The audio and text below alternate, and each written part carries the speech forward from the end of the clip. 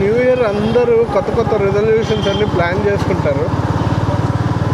So మీ resolutions ఏంటనేది comment చేయండి. So నా రెజల్యూషన్స్ ఏంటో చెప్తా వినండి. ఫస్ట్ ఇది ఫిట్నెస్ అనమాట. యాక్చువల్గా నాది హైట్ వచ్చేసి 5'6". సో నేను ఇప్పుడు ఉంది 75 kgs. సో యాక్చువల్గా 67, 68 అలా ఉండలేము. నేను 75కి వచ్చాను. పొట్ట మంచి షేప్, రౌండ్ షేప్ వచ్చిందనమాట. సో దాన్ని ఎలాగైనా ఫ్లాట్ చేద్దాం అని చెప్పి ఒక ఆలోచన ఉంది. సో 2026లో దాన్ని ఫ్లాట్ చేయాలి. 6 ప్యాక్ కాదు కానీ ఉన్న స్టొమక్ని ఫ్లాట్ చేయాలి. అది బాడీ కొంచెం షేప్ రావాలి. కొంచెం చాలా ఎక్కువద్దు కానీ బాడీ కొంచెం షేప్ వచ్చి స్టమక్ కొంచెం ఫ్లాట్ అయితే చాలన్నమాట. సెకండ్ ఇది కంటెంట్ క్రియేషన్. అది ఇన్స్టాగ్రామ్ కావచ్చు, లేదంటే యూట్యూబ్ కంటెంట్. ఈ రెండు మీద కొంచెం ఫోకస్ చేసి ఏదో ఒక కంటెంట్ క్రియేట్ చేస్తే బాగుంటుంది అనుకుంటున్నాను. వీక్లీ అట్లీస్ట్ 2 వీడియోస్ అన్న పోస్ట్ చేయాలి అని చెప్పి అది ఒక టార్గెట్ అనమాట. సో తర్వాత స్కిల్స్. ఈ స్కిల్స్ కెరియర్ బేస్డ్ స్కిల్స్ అనమాట.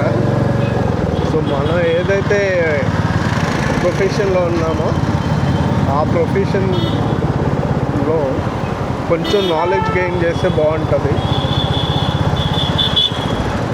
సో దానికి సంబంధించిన స్కిల్స్ అప్గ్రేడ్ చేయాలి. సో వర్క్ రిలేటెడ్ స్కిల్స్ కొంచెం అప్గ్రేడ్ చేసుకోవాలన్నమాట. కొత్త టెక్నాలజీస్ అన్నీ వస్తున్నాయి. సో అవన్నీ యాడ్ చేసుకోవాలి. అండ్ ఫోర్త్ వచ్చేసి జనరల్ నాలెడ్జ్ సబ్జెక్ట్ అసలు మనకి చాలా వీక్ అనమాట దీంట్లో. సో దాన్ని కూడా కొంచెం ఇంప్రూవ్ చేసుకుంటే బాగుంటుంది అనిపిస్తుంది. సో జనరల్ నాలెడ్జ్ కూడా కొంచెం దాని మీద కూడా కొంచెం ఫోకస్ చేద్దాం అనుకుంటున్నాం. ఇంకోటి వచ్చి బైక్ రైడ్స్. నేను అసలు ఈ బైక్ తీసుకున్నాక పెద్ద రైడ్స్ ఏం వేయలేదు. ఎక్కడెక్కడే తిరుగుతున్నా ఊర్లో. సో బైక్ రైడ్స్ కానీ ట్రావెలింగ్ కానీ వెళ్తే బాగుంటుందేమో అని చెప్పి నా ఒపీనియన్. ఈ 2026 ఆనందదాయకంగా జరగాలని చెప్పి అదే అనమాట టార్గెట్. బైక్ టూరింగ్ అట్లీస్ట్ మన స్టేట్లో అయినా తిరిగితే బాగుంటుంది. మన స్టేట్ అంటే మన స్టేట్ ఒకటే కాదు, మన స్టేట్ పక్కన ఉన్నాయి కదా, కేరళ, తమిళనాడు. సో అలా రైడ్ వేస్తే బాగుంటుందేమో అని చెప్పి ఉంది నాకు. సో అది 2026లో ఫుల్ఫిల్ చేయాలి. నెక్స్ట్ పాయింట్ ఏంటంటే కొంచెం హార్డ్ వర్క్ చేయాలి. అదే అనమాట. మామూలుగా వర్క్ చేస్తున్నాం కానీ హార్డ్ వర్క్ చేయట్లేదు. అది గో విత్ ద ఫ్లో అన్నట్టు వర్క్ చేస్తున్నాం. సో హార్డ్ వర్క్ చేయట్లేదు. ఇంకోటి టైం సేవ్ చేయాలి. టైం కూడా సేవ్ చేయలేకపోతున్నాం. లైక్ ప్రీవియస్గా ఇన్స్టాగ్రామ్ అంతగా యూజ్ చేసేవాడిని కాదు నేను. బట్ లాస్ట్ 1 year కానీ 1.5 year నుంచి కానీ బాగా స్క్రోల్ చేస్తున్నాను. ఊరికే కొద్ది టైం పాస్కి. లైక్ మధ్యలో ఒకసారి ఫేవర్ వచ్చిందనమాట నాకు. ఆ ఫేవర్ వచ్చినప్పుడు బాగా బోర్ కొట్టి అప్పుడు ఎలా అన్నా స్క్రోల్ చేయటం. ఇంకా స్క్రోల్ చేయటం అస్సలు ఆగలేదన్నమాట. ఇప్పటికీ స్క్రోల్ చేస్తూనే ఉన్నా. సో ఒక్కసారి స్టార్ట్ చేస్తే మినిమం ఒక 1 hour ఎగిరిపోతుంది. మనం రియలైజ్ అయ్యే లోపే 1 hour ఎగిరిపోతుంది. సో అదొకటి ఆపితే మనకి కొంచెం టైం సేవ్ అవుతుంది అనిపిస్తుంది. ఇంకా ప్రోగ్రెస్ అనమాట. మంత్కి మనం ఏమన్నా కొంచెం అనుకున్న దాంట్లో ఏమన్నా ప్రోగ్రెస్ వస్తుందా లేదా అని చెప్పి కొంచెం చెక్ చేసుకుని ఏమన్నా మార్చాలంటే మార్చుకోవడం. అది అప్పటికి మారిపోతే ఏం చేయలేము. నెక్స్ట్ లాస్ట్ది వచ్చేసి 6th ఫైనాన్షియల్ గ్రోత్. సో ఈ 2025లో మనం సంపాదించేదానికి 2026లో మనం సంపాదించేదానికి కొంచెం డిఫరెన్స్ అయితే కనపడాలి. లైక్ కొంచెం గ్రోత్ అయితే ఉండాలి.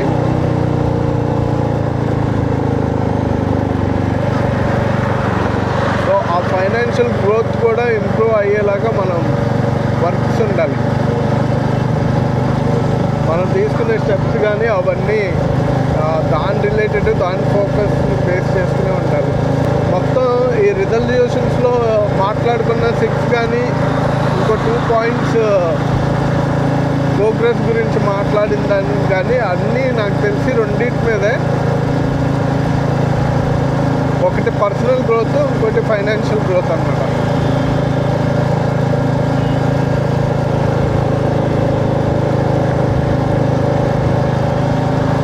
సో దీనికి నేను ఒక షెడ్యూల్ వేసాను. సో డిగ్రీలో కొంచెం ఫైర్ ఉండేది అనమాట, ఏదో ఒకటి చేయాలి, డబ్బులు సంపాదించాలి అని. సో అది ఎంసీఏలో జాయిన్ అయిన తర్వాత అది తగ్గిపోయింది. లైక్ కాలేజ్కి వెళ్ళి వచ్చేపాటికి టైం అయిపోయేది. డిగ్రీలో ఉన్నప్పుడు పార్ట్ టైమ్స్ అవి చేసేవాడిని. సో కొంచెం బాగుండేది అనమాట. ఎంసీఏలో ఇంకా మనకి టైం కూడా సరిపోయేది కాదు, వెళ్ళొచ్చామంటే ఇంకా అలా ఒక ఫ్లోలో వెళ్ళింది అంతే. ఆ ఫైర్ అనేది తర్వాత లేదనమాట. అప్పుడు నా రేంజ్కి పార్ట్ టైం జాబ్లో ఏవో చిన్న చిన్నవి చేసేవాడిని. లైక్ టోటల్గా ఇంకోటి హాలిడేస్లో ట్రాన్స్పోర్ట్లో వర్క్ చేశాను.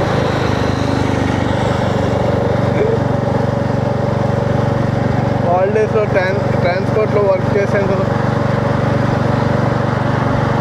ఒక 2 కాలేజ్ చదివేటప్పుడు ఒక దాంట్లో చేశాను. అది ఆఫ్టర్నూన్ స్టార్ట్ అయ్యి మిడ్ నైట్ దాకా ఉండేది అనమాట, 11 దాకా అలా ఉండేది.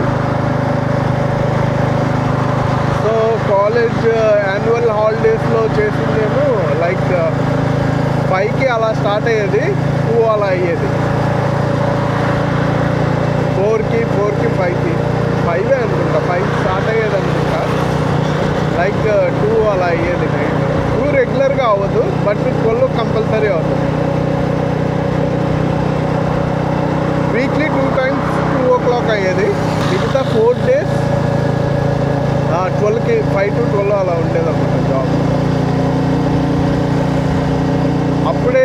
అప్పుడు నేను కొంచెం బాధల్లో ఉండేవాడిని డిగ్రీ అయిపోయిన తర్వాత అన్నమాట.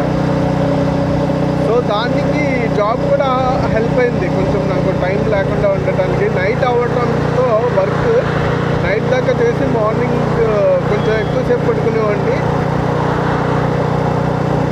నేను లెగిసి తినేసి బయలుదేరి అంటే రెడీ అయ్యేపాటికి మళ్ళీ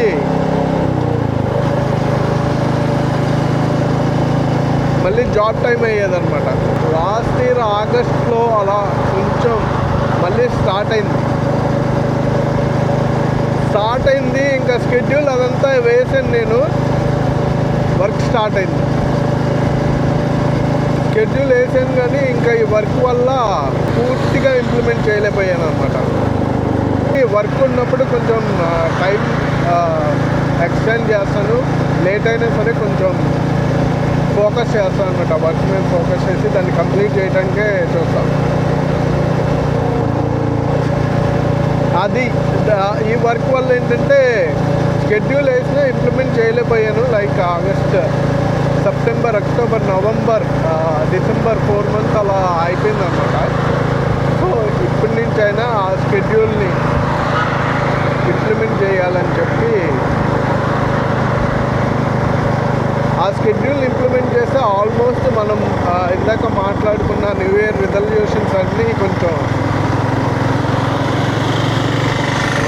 ప్రోగ్రెస్ ఉంటుంది అన్నమాట.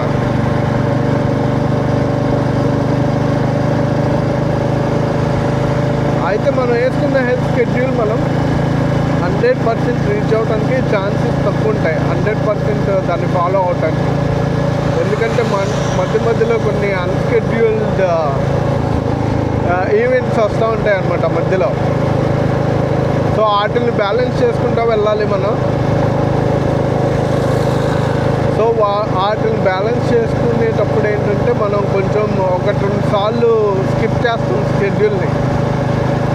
అలా స్కిప్ అయిపోయినా మళ్ళీ ఆ తర్వాత రోజు ఆ ఈవెంట్ కంప్లీట్ అయిపోయిన తర్వాత రోజు నుంచి మనం మళ్ళీ మన షెడ్యూల్ని ఫాలో చేస్తే బాగుంటుంది. అది మెయింటైన్ చేయాలనుకుంటున్నా. Like at least 80-20 ratio.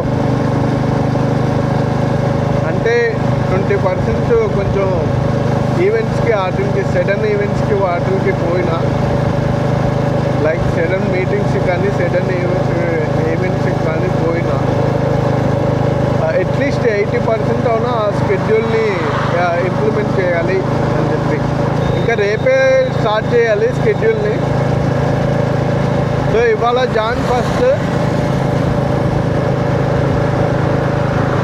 రేపటి నుంచి ఇంకా షెడ్యూల్ స్టార్ట్ అనమాట.